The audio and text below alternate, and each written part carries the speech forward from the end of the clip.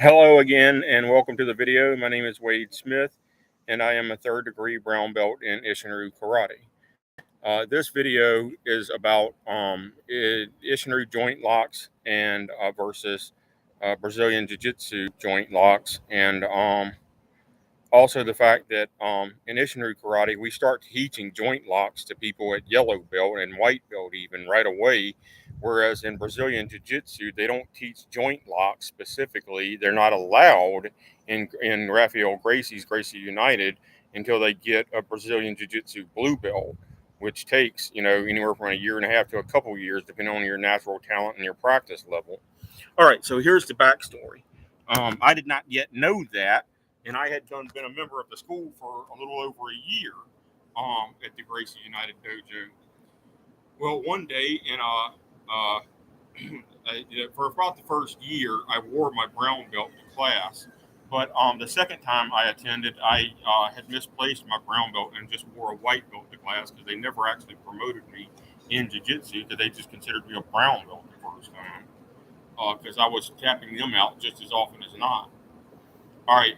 So anyway, there was a white belt, and before class started, he and I were just teaching one another stuff that we already knew. Me from mostly Isshinryu background and a year of Gracie Jiu Jitsu, and him from the stuff he had already learned at Gracie Jiu Jitsu. And we got on the subject of because he was already familiar with the Americana, and I was like, well, let me show you something else. Depending on how you get to that situation, there's a an ankle lock that's very easy to get on your opponent. And for this, I'm going to sit in this grass over here. I'm not sitting on that concrete because it's about 150 degrees. But all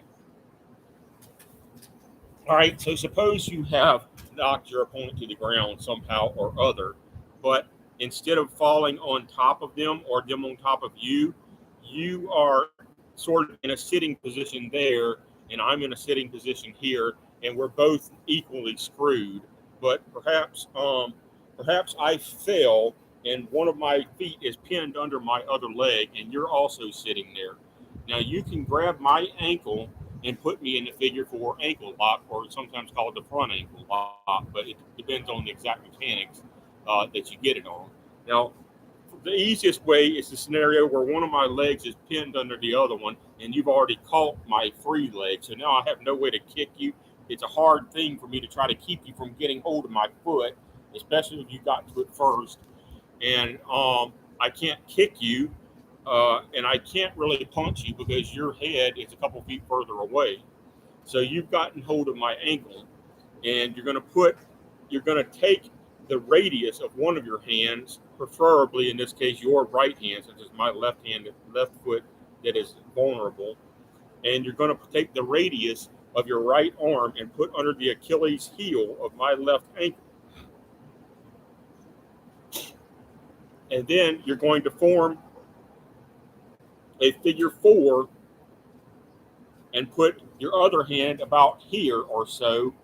And so you have the figure four is actually your hands, not the fact that my legs happen to be in a figure four this time. Because theoretically, you could get the same lock on me without my leg being pinned. It's just that it would be a lot harder because I could kick your hands off. All right. So I'm giving you the benefit of the doubt that I accidentally pinned my own leg as I fell somehow. All right. So you get the figure four ankle lock on me. Once you get it on, you lean back. You're going to get it on the person, and you're going to lean back and just torque up, and the person will tap. And when he saw how easy that was, he was like, that works a lot like the Americana on your arm. And I said, yeah, it's almost the exact same mechanics. So around that time, a mid-level belt in the class, right before the class started, walked by and said, y'all aren't supposed to be doing joint locks until you're blue belt. And I was like, nobody ever told me. I've been a student for a year here. And I was like, I'm a brown belt in another style. And I was just sharing what I knew. Well, so I didn't know that Gracie Jiu-Jitsu forbids joint locks. Well, joint locks are the easiest way to defend yourself.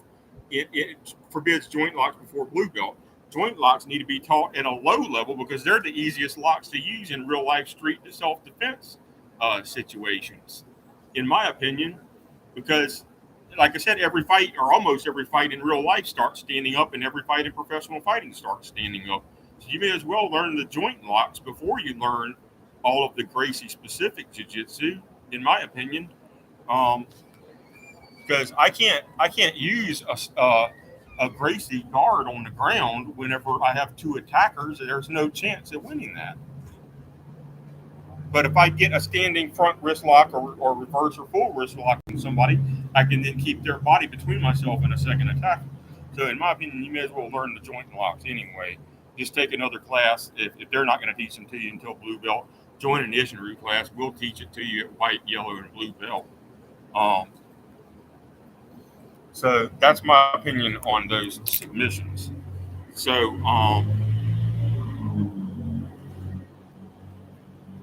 and that works pretty well no matter how big your opponent is. That figure four ankle lock is going to tap them out.